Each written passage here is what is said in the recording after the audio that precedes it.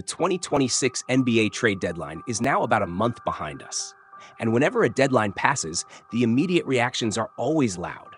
Analysts rush to give instant grades, fans argue nonstop, and everyone believes they already know which teams won and which teams completely messed things up. But the reality is, the truth usually takes a little time to reveal itself. Now that we've had several weeks to actually watch these teams play after the deadline, we finally have enough context to revisit some of the biggest moves that happened. Some trades that looked questionable at first are starting to make a lot more sense, while others are raising even bigger questions than before. So today, we're taking a fresh look at some of the most important trades from the 2026 deadline and evaluating how they actually look now. And we have to start with one of the most controversial moves of the entire deadline: James Harden being traded to the Cleveland Cavaliers. When this deal first happened, there were plenty of reasons to be skeptical. Cleveland gave up a lot of long-term value, including Darius Garland, and whenever you move a young all-star guard in his prime, that decision is going to follow the franchise for years.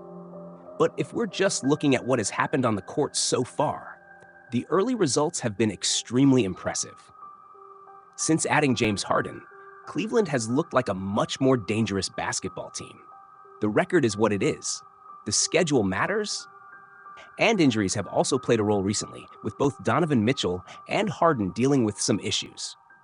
But when those two have actually shared the floor together, the impact has been undeniable. The biggest change has been how Harden's playmaking has completely shifted the offensive dynamic for the Cavaliers. Before the trade, Donovan Mitchell carried a massive offensive workload. He was responsible for initiating a lot of the offense, creating shots late in the clock, and constantly breaking down defenses off the dribble. That kind of responsibility can wear a player down over the course of a long season, especially when you're the team's primary scoring threat.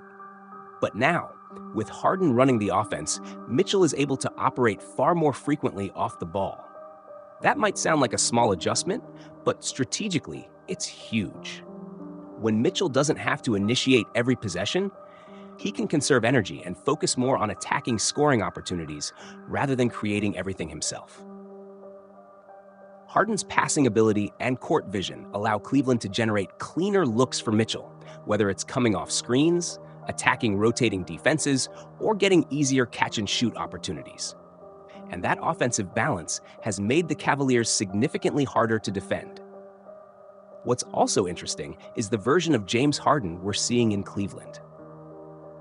Early in the season, when he was still with the Clippers and Kawhi Leonard was unavailable, Harden looked a lot more like the Houston version of himself. The ball was constantly in his hands, the shot volume was extremely high, and the offense revolved heavily around him. That version of Harden can still be productive, but it can also create concerns about offensive flow and ball movement. In Cleveland, though, we've seen a very different approach.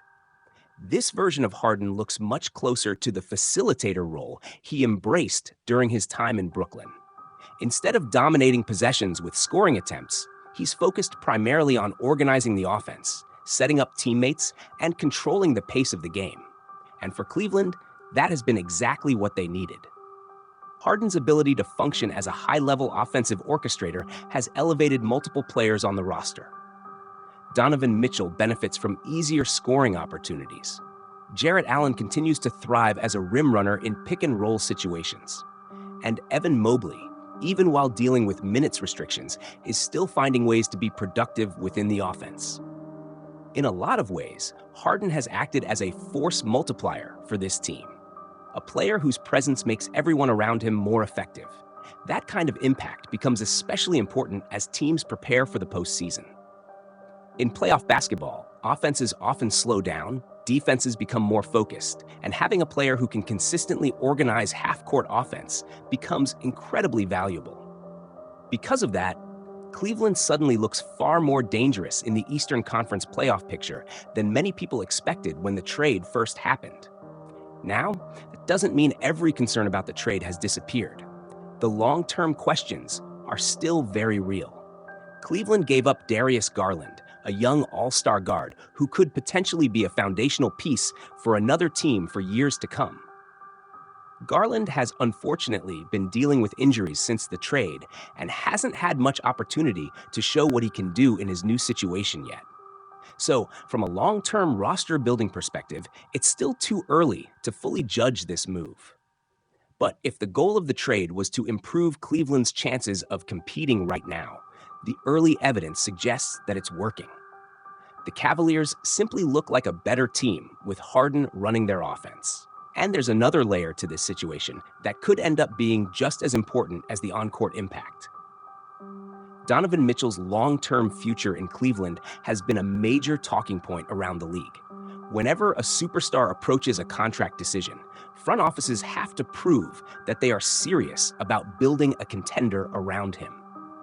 By making an aggressive move to add a player like James Harden, Cleveland has clearly signaled that they're trying to compete at the highest level right now.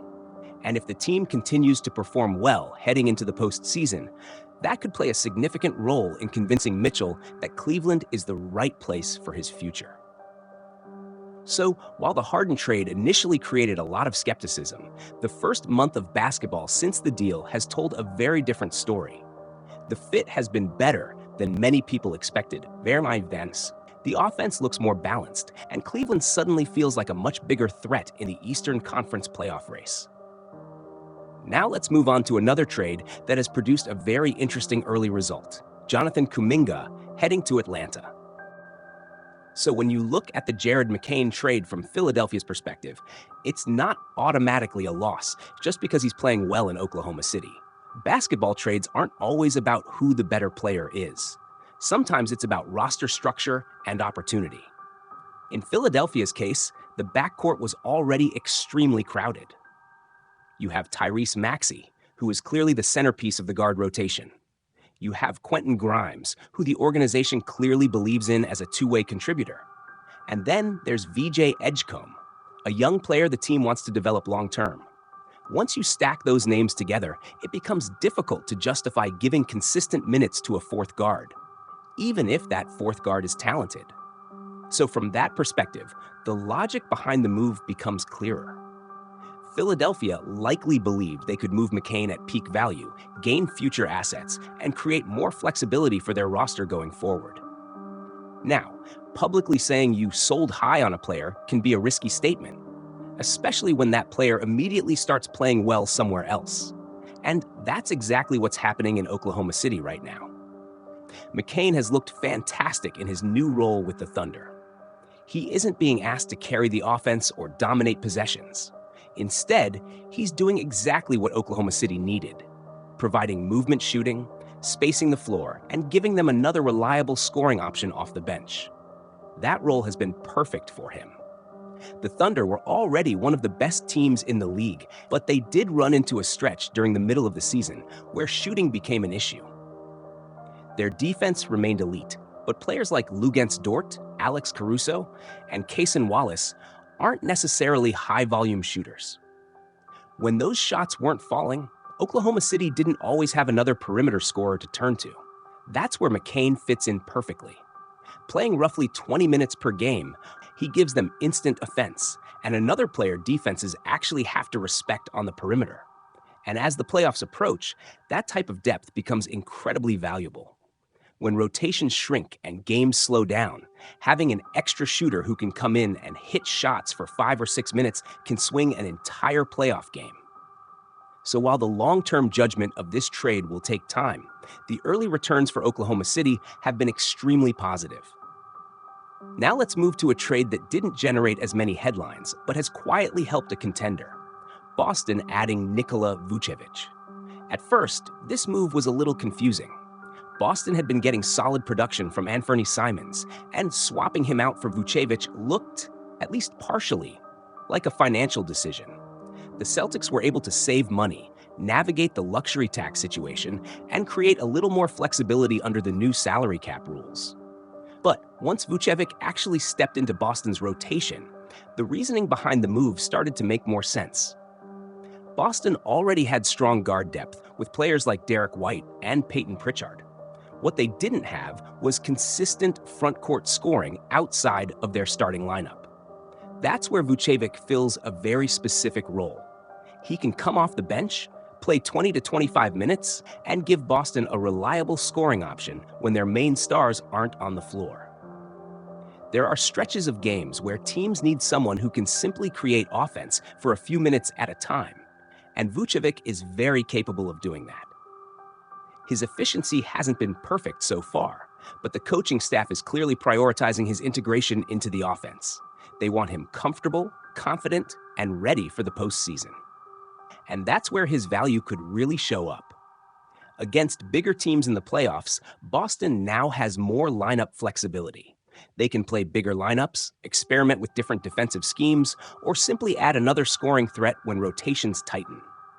Sometimes the most important trade deadline moves aren't the flashiest ones. They're the ones that quietly fix roster balance. Another move that has worked exactly as expected is Minnesota acquiring Ayo Dosunmu. The Timberwolves desperately needed backcourt help at the deadline. They missed out on a few potential targets earlier, but landing Dosunmu turned out to be a perfect solution. Even though his three-point shooting hasn't been as strong as it was earlier in the season, his impact goes far beyond shooting. He brings speed, athleticism, defense, and energy to a team that sometimes looked slow in the backcourt outside of Anthony Edwards. With Dosunmu on the floor, Minnesota plays faster. They push the ball in transition more often. And they suddenly have another guard capable of defending multiple positions. That type of versatility becomes extremely important in the playoffs.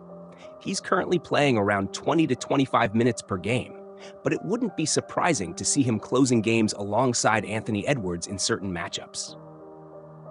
Minnesota has quietly been one of the most consistent teams in the Western Conference over the past couple of years. And adding real backcourt depth might be exactly what they needed to stay in that contender conversation. Finally, there are a few smaller moves that are worth mentioning. Charlotte adding Kobe White has given them another scoring spark off the bench.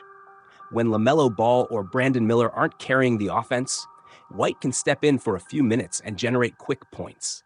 Those short scoring bursts can completely change the momentum of a game. Meanwhile, players like Jaden Ivey in Chicago and Jose Alvarado in New York are still finding their roles. Ivey is working his way back after a devastating injury, while Alvarado continues to bring the same energy and defensive intensity that Knicks fans love. And then there are a few players we simply haven't seen enough of yet due to injuries. Some teams made moves focused more on the future than the present, and those trades will take longer to fully evaluate. But overall, the 2026 trade deadline has already started to reshape the league. Some teams strengthened their playoff rotations. Some took risks for long-term upside. And others made subtle moves that could quietly become extremely important once the postseason begins.